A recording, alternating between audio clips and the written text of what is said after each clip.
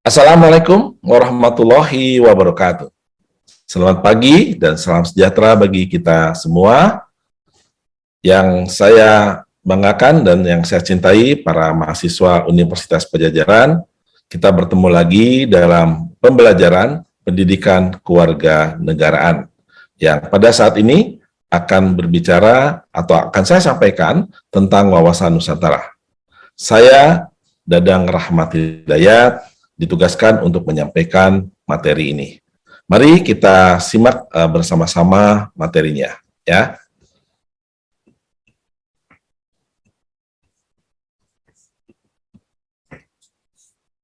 Ya, mudah-mudahan sudah bisa terlihat dengan baik. Tema kali ini adalah kita bicara tentang dinamika historis dan urgensi wawasan Nusantara sebagai konsepsi dan pandangan kolektif kebangsaan Indonesia. Saya, Dadang Rahmat Hidayat, sebagai salah satu tim teaching dosen TPB Kewarganegaraan.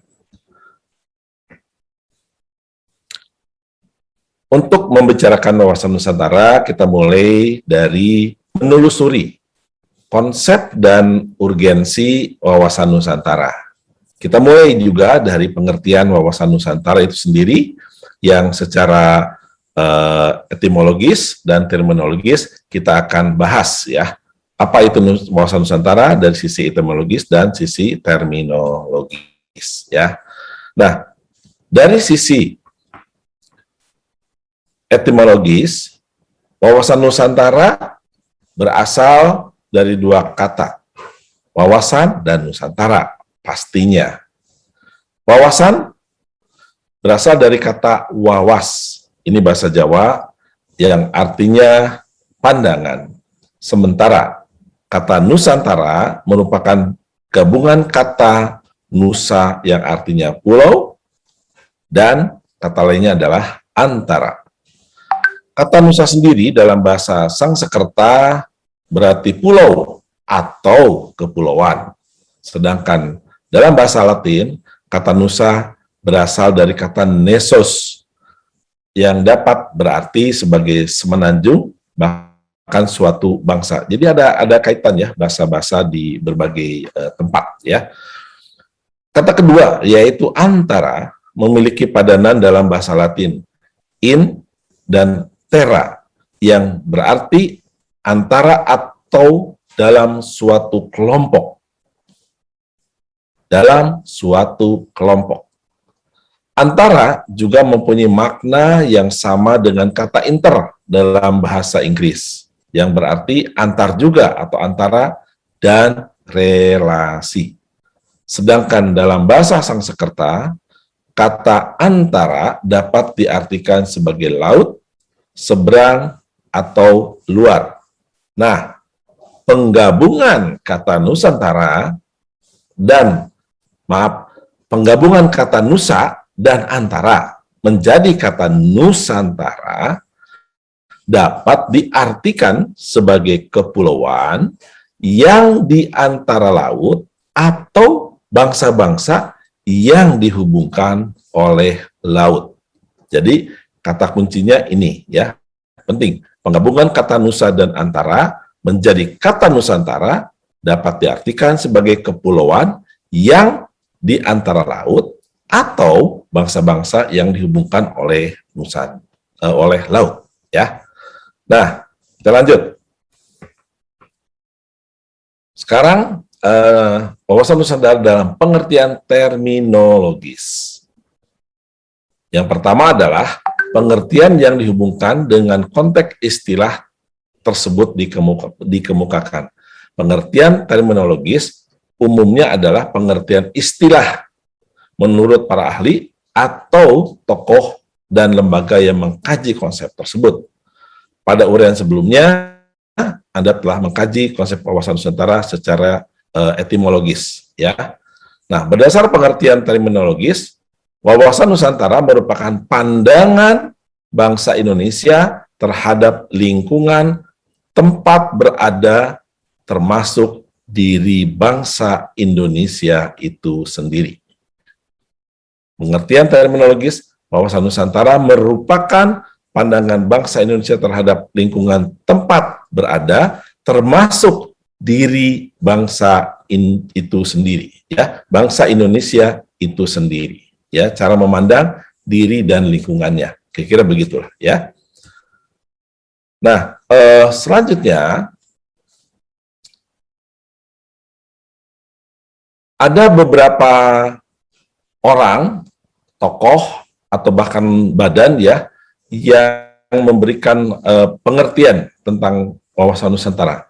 Kita lihat yang pertama Bapak Hasnan Habib, ini adalah tokoh pengkaji, ya, berbagai masalah-masalah kebangsaan, ya, yang menyebutkan wawasan Nusantara adalah kebulatan wilayah nasional, termasuk satu kesatuan bangsa, satu tujuan, dan tekad perjuangan, dan satu kesatuan hukum, satu kesatuan sosial budaya, satu kesatuan ekonomi, dan satu kesatuan hankam. Ya, ini menurut Hasnan Habib. Ya, menurut Wan Usman, pengertian Nusantara adalah cara pandang bangsa Indonesia mengenai diri dan tanah airnya sebagai negara kepulauan dengan semua aspek kehidupan yang beragam. Nah, pada tahun 1998 MPR, ya, menyebutkan dan ada di dalam putusan-putusan MPR yang menyebutkan bahwa cara pandang wawasan Nusantara adalah cara pandang dan sikap bangsa Indonesia mengenai diri dan lingkungannya dengan mengutamakan persatuan dan kesatuan bangsa serta kesatuan wilayah dalam penyelenggaraan kehidupan bermasyarakat, berbangsa, dan bernegara. Nah, Lembaga Ketahanan Nasional, salah satu lembaga yang cukup mempunyai reputasi di Indonesia pada tahun 1999, sebetulnya nanti juga Anda bisa lihat apakah ada pengertian yang terbaru, Anda boleh cek, ya, yang menyebutkan bahwa wawasan Nusantara sebagai cara pandang dan sikap bangsa Indonesia mengenai diri dan lingkungannya yang serba beragam dan mempunyai nilai strategis dengan mengutamakan persatuan dan kesatuan bangsa serta kesatuan wilayah dalam penyelenggaraan kehidupan bermasyarakat, berbangsa, dan bernegara untuk mencapai tujuan nasional. Ya. Nah, kemudian kita lihat nih, ini salah satu visual peta wilayah Indonesia yang merah. Kalau Anda melihat gambar ini bisa dipersepsikan bahwa wilayah Indonesia itu sepertinya yang merah saja. Ya, pulau-pulaunya saja, begitu. Sehingga bagaimana dengan yang tidak berwarna merah? Ya, baik yang ada di dalam gugusan pulau-pulau ini atau bagaimana dengan sekitarnya, ya, yang warna putih itu, ya, itu adalah lautan tuh, yang berwarna putih itu adalah lautan, ya. Ini ada persepsi seperti itu, seolah wilayah Indonesia adalah yang merah saja, gitu, ya. Nah, kalau kita lihat lagi, misalnya di dalam tanah tadi itu tentu ada banyak isinya. Kalau manusia tentu penduduknya, ada alamnya, ada dinamika budaya yang berada di dalam pulau-pulau tersebut, ya. Nah, oleh karena itu kita juga tidak hanya bisa memandang sebuah peta itu sebagai benda mati, begitu, ya. Tetapi di dalamnya terkandung berbagai dinamika. Yang diantaranya adalah tentu kita harus punya perspektif yang membangun semangat kebangsaan dan cita tanah air dengan lihat tampak, ya, tidak tampak bahwa wilayah Indonesia itu terdiri dari banyak pulau dengan lautan yang luas, dan kita memandang wilayah Indonesia itu tetap merupakan satu kesatuan sebagai satu wilayah. Jadi tidak hanya tanahnya, pulaunya, tapi juga adalah lautan tadi yang berwarna putih. Nah, sama dengan baju saya, kita lihat juga bendera merah dan putih. Ya, kita bisa bedakan merah, kita bisa bedakan putih, tapi jangan memisahkan merah dan putih. Kira-kira begitu ya, kalau kita menguatkan nilai-nilai kebangsaan kita. Ya, nah, oleh karena itu hakikat atau esensi wawasan Nusantara adalah persatuan bangsa dan kesatuan wilayah. Persatuan bangsa tadi yang berada di dalamnya, yang terdiri dari manusia, alam sekitarnya, lingkungannya, dan tentu wilayahnya sendiri. Jadi kesatuan wilayah tidak bisa dipisahkan, ya. Dan ini adalah rumusan wawasan Nusantara dalam GBHN 1998 yang menyebutkan wawasan Nusantara adalah cara pandang dan sikap bangsa Indonesia mengenai diri dan lingkungannya dengan mengutamakan persatuan dan kesatuan bangsa serta kesatuan wilayah dalam penyelenggaraan kehidupan bermasyarakat, berbangsa, dan bernegara. Ini sudah tadi kita bahas sebelumnya juga ya, pada saat bicara pengertian wawasan Nusantara.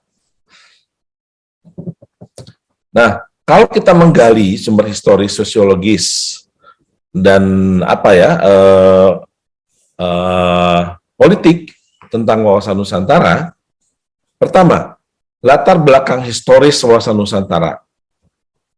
Di antaranya adalah lahirnya konsepsi wawasan Nusantara bermula dari Perdana Menteri Indonesia pada saat itu, tahun 57 ya, di antaranya Insinyur Haji Juanda Kartawijaya, yang pada tanggal 13 Desember 1997 mengeluarkan deklarasi yang selanjutnya dikenal dengan Deklarasi Juanda.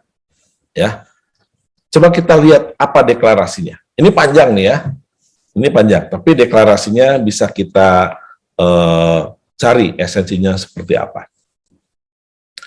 Bahwa segala perairan di sekitar,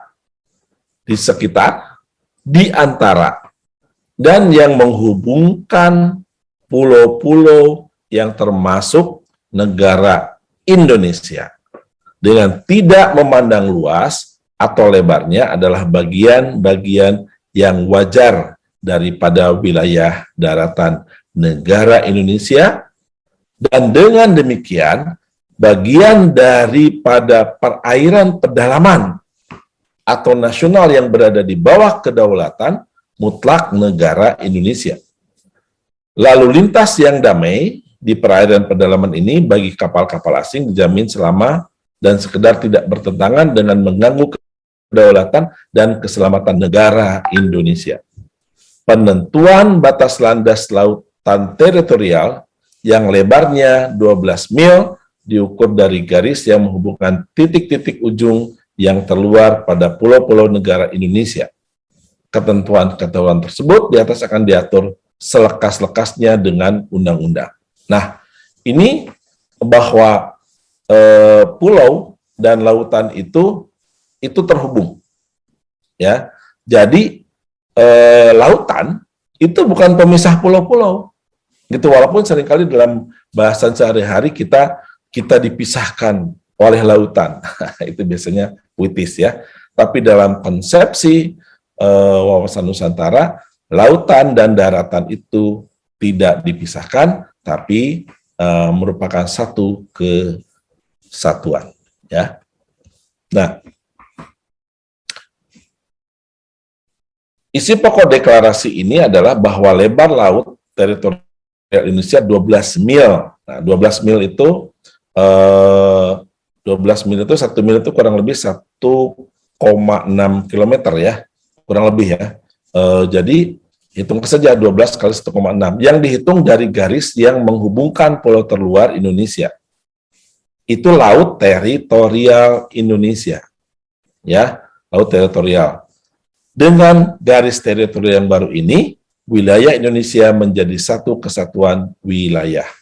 Laut di antara pulau bukan lagi sebagai pemisah yang tadi saya sampaikan, karena tidak ada lagi laut bebas, tetapi sebagai penghubung pulau, jembatan pulau, perekat pulau. Ya, sebelum keluarnya Deklarasi Juanda, wilayah Indonesia didasarkan pada Territoriale Zee en Maritime Kringen Ordonnantie tahun 1939, ya, yang kalau disingkat tadi TZMKO, ya, yang juga dikenal dengan Ordonansi 1939, di mana ini adalah sebuah peraturan buatan pemerintah Hindia Belanda, di mana isi ordonansi tersebut pada intinya adalah penentuan lebar laut selebar 3 mil laut dengan cara menarik garis pangkal berdasarkan garis air pasang surut, ya, atau kontur pulau darat. Pasang surut berarti lagi surut. Kalau surut kan daratan menjadi lebih luas, ya, lebih panjang begitu. Nah, dari situlah boleh diambil 3 mil laut, 3 mil. Nah, dengan Deklarasi Juanda tentu diperpanjang menjadi 12 mil, lebih panjang tuh, ya. Nah, kalau tadi lihat dari ordonansi tadi, ya hanya 3 mil. Peraturan zaman Hindia Belanda tersebut, pulau-pulau di wilayah Indonesia dipisahkan oleh laut. Karena tadi 3 mil itu, ya. Dan setiap pulau hanya mempunyai laut di sekeliling sejauh 3 mil dari garis pantai. Laut setelah garis 3 mil merupakan lautan bebas, yang berarti kapal asing boleh dengan bebas melayari laut yang memisahkan pulau-pulau tersebut. Laut dengan demikian menjadi pemisah pulau-pulau di Indonesia, gitu, ya. Kalau kita melihat dari ordonansi Hindia Belanda, ya. Nah, dengan Juanda justru lebih luas. Nah, Anda perhatikan, ya. Jadi kalau ini kita lihat aja contohnya, ya, Laut Jawa nih, Pulau Jawa, ya. Pulau Jawa ini ya hanya ini gitu, ya, di sekitarnya ini yang 3 mil tadi gitu, kalau berdasarkan ordonansi. Sehingga yang ini, yang tengah begitu, yang tengah ini menjadi laut bebas, orang bisa seenaknya masuk ke sini, mengeksploitasi kekayaan alamnya dan segala macamnya. Tidak menjadi satu kesatuan, seolah-olah memang jadi pemisah, betul. Kalimantan terpisah dengan Sumatera, ya, dengan Jawa dan seterusnya, begitu. Ini kalau mengacu kepada ordonansi tahun 1939 sebagai produk dari Hindia Belanda, peraturan Hindia Belanda, ya. Nah, kalau berdasarkan Deklarasi Juanda yang tadinya bukan wilayah yang merupakan satu kesatuan menjadi satu kesatuan. Nah, Anda lihat bedanya, ya, gitu. Ini nih. Jadi ditarik 12 mil lebih luas dari pantainya dan dari pulau terluar, gitu. Pulau terluar. Jadi di sini ada pulau terluar juga, ya, di sini nanti ini Natuna, ini kepulauan ini daerah Natuna begitu, ya, di sini nih, gitu, ya. Anda perhatian. Jadi ada Natuna dan segala macamnya di wilayah laut sekitar sini. Ini coba Anda lihat, gitu, ya, ini Natuna, dan ini menjadi pulau yang ditarik 12 mil ke arah luar, sehingga semua perairan yang ada di sini menjadi bagian kesatuan kedaulatan Indonesia. Kita kemudian melihat bahwa konsepsi wawasan Nusantara semakin kuat lagi, ya, setelah adanya keputusan politik negara, yaitu dimasukkannya ke dalam pasal 25A,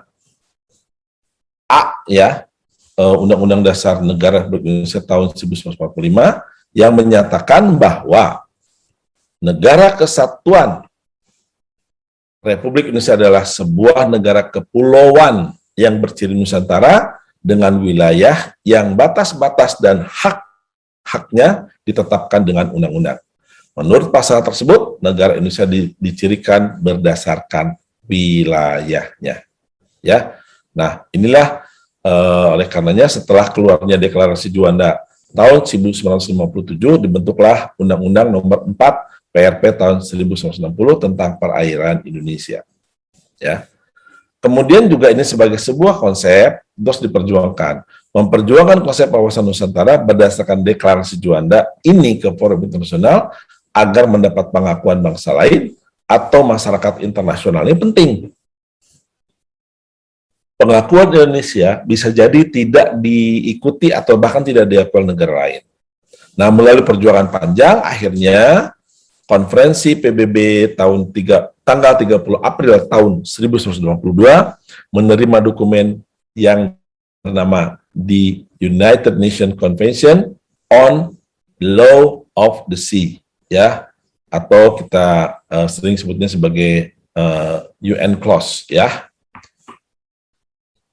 Nah,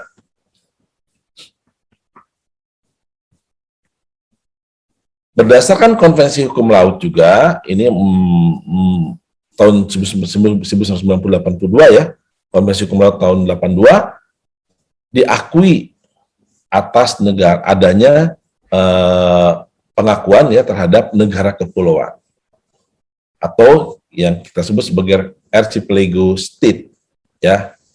Jadi ya biasanya kan hanya negara daratannya saja, begitunya pengakuannya daratan.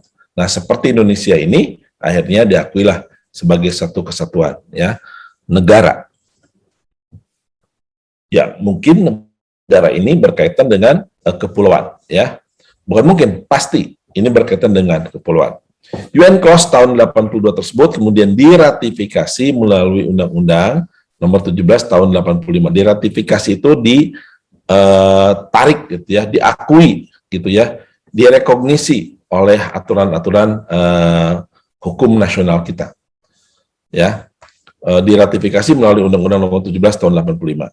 Berdasar konvensi laut tersebut, wilayah laut yang dimiliki Indonesia menjadi sangat luas, yakni mencapai 5,9 juta kilometer persegi, terdiri atas 3,2 juta kilometer perairan teritorial dan 2,7 juta kilometer persegi perairan zona ekonomi eksklusif.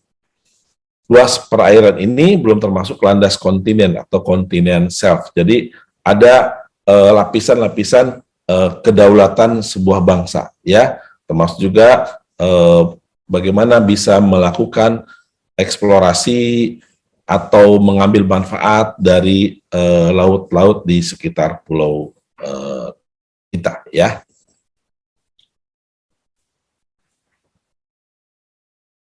Kalau lihat gambarnya, nah seperti ini ya, ini sumbernya dari Sumiarno. Jadi kita lihat ini anggaplah sebuah pulau ya, sebuah pulau ya. Ini ada perairan di kepulauan ini, pedalaman lah ini tidak masalah, ini danau dan segala macamnya mungkin ya, perairan pedalaman begitu. Nah ini nggak dihitung ya, nggak dihitung sebagai awal untuk menghitung laut teritorial suatu negara begitu ya. Nah ini kita lihat ya, berdasarkan Konvensi Hukum Laut PBB tahun 82, ini adalah laut teritorial, 12 mil laut ya. Nah kemudian ada zona tambahan dengan ZEE-nya serta landas kontinen menjadi 200 sampai 300 mil laut. Nah inilah adalah batas wilayah kedaulatan biasanya ya, yang kemudian seringkali ini dianggap sebagai wilayah yang bisa bisa diklaim, bisa dieksplorasi begitu ya oleh negara tersebut. Tapi setelah ini adalah laut bebas. Kalau laut bebas itu ya siapa saja boleh, gitu ya, siapapun boleh itu berada pada laut bebas tersebut ya, kapal-kapalnya dan sebagainya bisa ya. Nah ini gambar yang paling mudah bisa menggambarkan bagaimana luas negara kita itu menjadi bertambah gitu ya, tambah luas dengan pengakuan wilayah batas atau pengakuan laut teritorial kita ya, termasuk juga zona tambahan plus zona ekonomi eksklusif ya.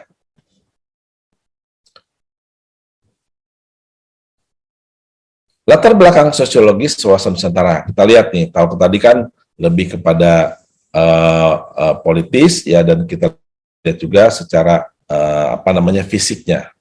Nah, latar belakang sosiologis wawasan Nusantara ini kita lihat bahwa berdasar pada kondisi sosial budaya masyarakat Indonesia, wawasan Nusantara yang pada awalnya berpandangan akan kesatuan atau keutuhan wilayah diperluas lagi sebagai pandangan akan persatuan bangsa. Kesatuan wilayah diperluas lagi dengan pandangan persatuan bangsa. Bangsa Indonesia tidak ingin lagi terpecah-pecah dalam banyak bangsa.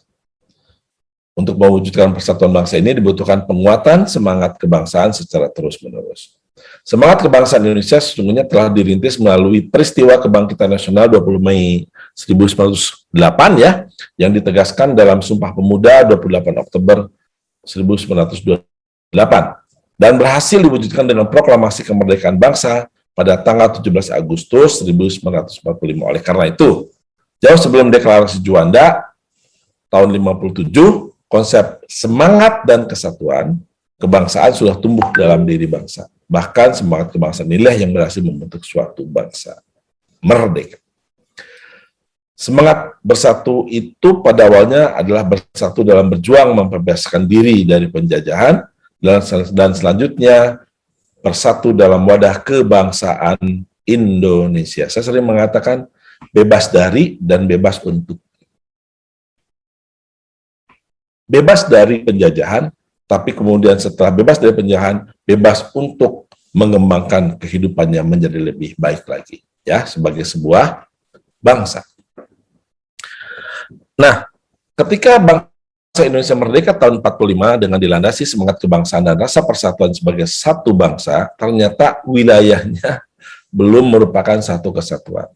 Wilayah negara Indonesia merdeka di tahun 1945 masih menggunakan peraturan lama, yakni ordonansi tahun 9 tadi, di mana lebar laut teritorial Indonesia adalah 3 mil tiap pulau. Akibatnya, wilayah Indonesia masih terpecah dan dipisahkan oleh lautan bebas. Nah, perlu diupayakan bagaimana agar terjadi suatu kesatuan wilayah guna mendukung semangat kebangsaan inilah, ini yang kemudian tadi sudah dijelaskan, salah satunya dengan konsep wawasan Nusantara yang diawali dengan keluarnya deklarasi Juanda. Dengan demikian, wawasan Nusantara tidak hanya wawasan kewilayahan, tapi juga berkembang menjadi sebuah wawasan kebangsaan. Ini penting ya, tidak hanya wawasan kewilayahan, tapi berkembang sebagai wawasan kebangsaan.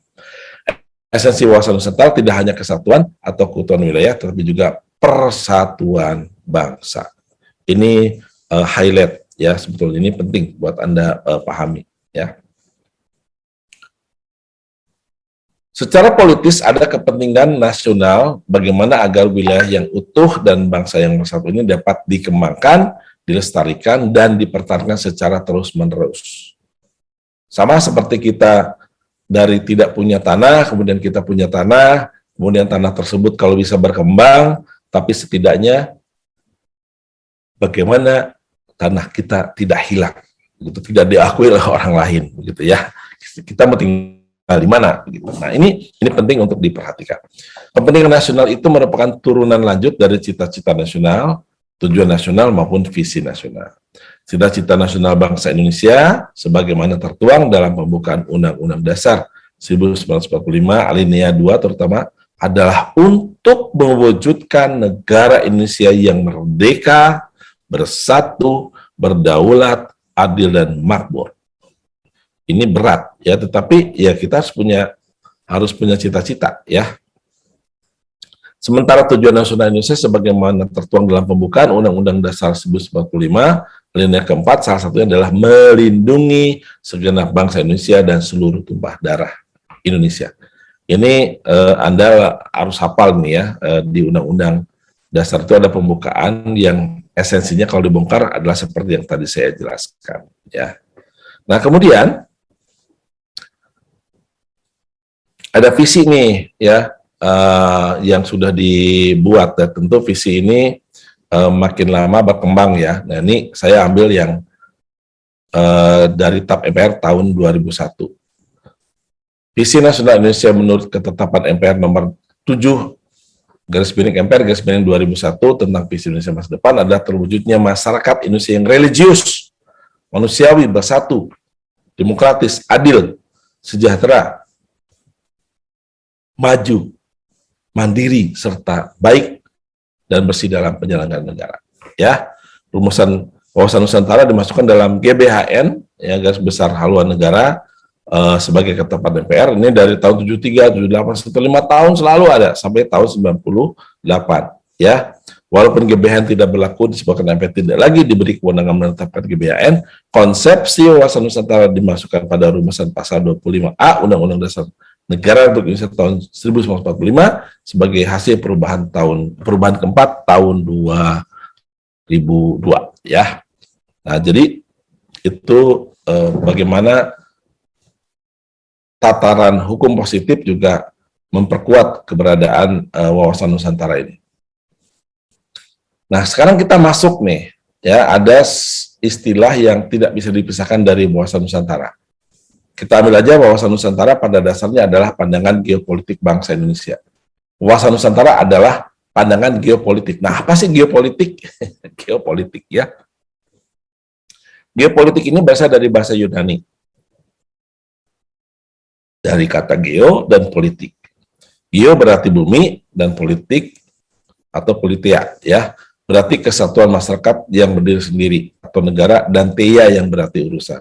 Dalam bahasa Inggris, politik adalah suatu rangkaian asas atau prinsip, keadaan, cara, dan alat yang digunakan untuk mencapai cita-cita atau tujuan tertentu. Tindakan, cara, dan perilaku masyarakat dipengaruhi oleh kondisi geografi, tempat masyarakat hidup. Selanjutnya, geopolitik dipandang sebagai studi atau ilmu. Jadi, geopolitik sendiri merupakan sebuah ilmu, ya, gitu. Kita lanjutkan dulu, nanti saya kasih contoh. Geopolitik secara tradisional didefinisikan sebagai studi tentang pengaruh faktor geografis pada tindakan politik.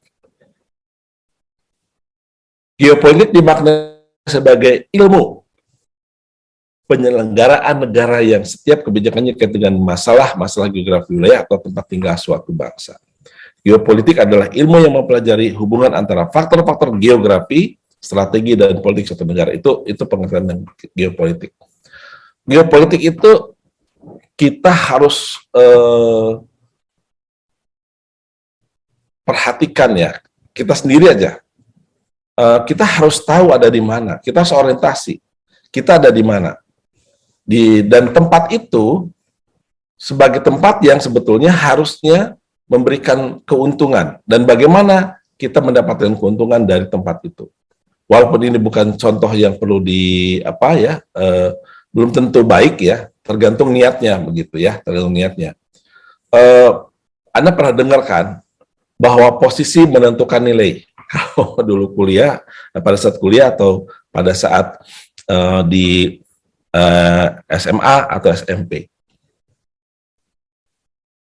Di luar masa masa pandemi begitu, ya, dengan kuliah daringnya. Walaupun mungkin juga nanti ada kuliah daring itu berpengaruh, ya. Tadi tempat menentukan nilai. Apa misalnya? Misalnya, ya, jangan dilihat negatif nih. Kita memilih tempat duduk di depan. Kenapa? Bisa jadi karena pandangan kita, mata kita tidak bisa melihat jauh. Sehingga kalau kita ingin berhasil, maka harus duduk di depan. Atau katanya yang di depan itu sering diperhatikan oleh guru. Gitu, ya. Atau ada yang mengatakan malah tidak sering diperhatikan oleh guru, yang dimana guru lebih memperhatikan orang yang di belakang. Atau kita cari tempat dan duduk di sebelah orang atau teman kita yang lebih pintar. Ya, tapi jangan dengan niat saya duduk di sini, kalau ujian dan karena dia lebih pintar, saya nyontek. Nah, itu tidak boleh, ya. Itu penting. Atau sebetulnya dalam konteks kuliah daring sekarang, tempat menjadi sangat kuat gitu. Misalnya, ternyata punya rumah di dekat BTS itu atau pemancar yang sinyal, ya, gitu, ya, dari operator seluler gitu, ya. Itu memperlancar komunikasi atau pembelajaran kita. Itu penting juga. Maka jangan lari ke tempat yang blank spot gitu, ya, untuk mencari akses, ya. Nah, tadi eh, politik atau politia berarti kesatuan masyarakat yang berdiri sendiri, negara, dan tia yang berarti urusan. Ya. Dalam bahasa Inggris, politik adalah suatu rangkaian asas atau prinsip, keadaan, cara, dan alat yang digunakan untuk mencapai cita-cita atau tujuan tertentu. Tindakan dan cara perilaku masyarakat dipengaruhi oleh kondisi geografi tempat masyarakat hidup. Selanjutnya, geopolitik dipandang sebagai studi atau ilmu. Ya. Nah, ini penting nih, sekali lagi ya, penting juga untuk kita perhatikan. Mungkin orang-orang yang mempunyai 2 musim, begitu ya, tidak seperti kita 4 musim di Indonesia, itu sebelum musim dingin, itu apa yang dilakukan? Kalau musim dingin itu kan tidak ada tumbuh-tumbuhan, jarang ada tumbuh-tumbuhan, bisa kesulitan makanan. Nah, oleh karena itu sebelum tiba masa musim dingin atau bahkan nanti ada musim bersalju dan segala macamnya begitu ya, mereka sudah menyiapkan berbagai makanan. Kita yang merasa nggak pengaruh nih makanannya ada, sehingga kita tidak inovatif gitu. Nah, bisa jadi tempat-tempat yang ekstrim, tempat-tempat yang punya masalah membuat kreativitas tinggi dari masyarakat ya. Nah, geopolitik secara tradisional didefinisikan juga sebagai studi tentang pengaruh faktor geografis pada tindakan politik. Geografis dimaknai sebagai ilmu penyelenggara negara yang setiap kebijakannya dikaitkan dengan masalah-masalah geografi wilayah atau tempat tinggal suatu bangsa. Ya. Nah, geopolitik adalah ilmu yang mempelajari hubungan antara faktor-faktor geografi, strategi, dan politik suatu negara. Jadi, bagaimana tempat menjadi suatu yang menguntungkan bagi si yang menempati tempat itu sendiri. Ya. Dengan demikian, kita lihat mendeskripsikan esensi dari urgensi wawasan Nusantara. Ini berbagai sudut pandang ya, berbagai aspek nih. Wawasan Indonesia sebagai satu kesatuan memiliki keunikan antara lain. Indonesia adalah negara bercirikan negara kepulauan, archipelago state dengan jumlah 17.508 pulau. Ya, mudah-mudahan sih ini tidak berkurang ya. Wilayah laut ya, wilayah luas wilayah kita ada 5.192 juta kilometer. Luas sekali ya, dengan perincian daratan 2.027 juta kilometer persegi dan laut sekitar 3.166 juta kilometer persegi. Ya, kurang lebih 2:3. Nah, oleh karena itu dengan 2/3 wilayah kita ini adalah lautan. Jadi 1:2 sebetulnya ya, luas daratan dengan lautan kita. Jarak utara selatan 1.888 km, dan jarak barat ke timur ini ya, mungkin ya, jarak barat ke timur atau timur ke barat bolehlah 5.110 km. Terletak di antara 2 benua dan 2 samudra, ya, Anda harus tahu lah ya, samudranya apa, benuanya apa, tidak usah disebutkan di sini. Terletak pada garis khatulistiwa, ini unik nih, khatulistiwa ya, ekuator, berada pada iklim tropis dengan 2 musim, belum menjadi pertemuan jalur pergunungan yaitu Mediterania dan Sirkum Pasifik. Kemudian kita berada pada 60 lintang utara dan 110 lintang selatan, atau 990 bujur timur dan 1410 bujur timur ya. Wilayah yang subur dan habitable atau tempat yang dapat dihuni lah, habitable ya, habitable. Kaya akan flora, fauna, dan sumber daya alam lainnya. Nah, ini kita lihat wawasan Nusantara yang pada awalnya sebagai konsepsi kewilayahan berkembang menjadi konsepsi kebangsaan. Artinya wawasan Nusantara tidak hanya berpandangan keutuhan wilayah, tapi juga persatuan bangsa. Bangsa Indonesia dikenal sebagai bangsa yang heterogen. Heterogenitas ini ditandai dengan keragaman suku, agama, ras, dan kebudayaan. Oleh karena itu, bangsa yang heterogen dan beragam ini juga harus mampu bersatu. Sulit memang ya, makin beragam bisa menjadi kekuatan, tapi kalau tidak memaintenance dengan baik, bisa menjadi perpisahan, terjadi perpecahan. Nah, bangsa Indonesia sebagai kesatuan juga memiliki keunikan, hanya menambahkan memiliki keragaman khusus, keragaman suku, yakni sekitar 1.128 suku bangsa, data dari BPS, kemudian memiliki jumlah penduduk besar, sekitar 242 juta, ya sekarang lebih tentu, memiliki keragaman ras dan agama, memiliki keragaman budaya sebagai konsekuensi dari keragaman suku bangsa. Ya, oke. Ini juga untuk memperkuat saja konsep wawasan Nusantara menciptakan pandangan bahwa Indonesia sebagai satu kesatuan wilayah merupakan satu kesatuan politik, kesatuan politik, sosial budaya, ekonomi, serta pertahanan dan keamanan. Atau dengan kata lain, perwujudan wawasan Nusantara sebagai satu kesatuan politik, sosial budaya, ekonomi, dan pertahanan, dan keamanan. Pandangan demikian penting sebagai landasan visional bangsa Indonesia, terutama dalam melaksanakan pembangunannya. Ya, jadi Anda kalau punya referensi silahkan nanti perhatikan ya perwujudan Kepulauan Nusantara sebagai satu kesatuan, maaf, satu kesatuan politik, satu kesatuan ekonomi, sosial budaya, dan hankam. Nah, baiklah,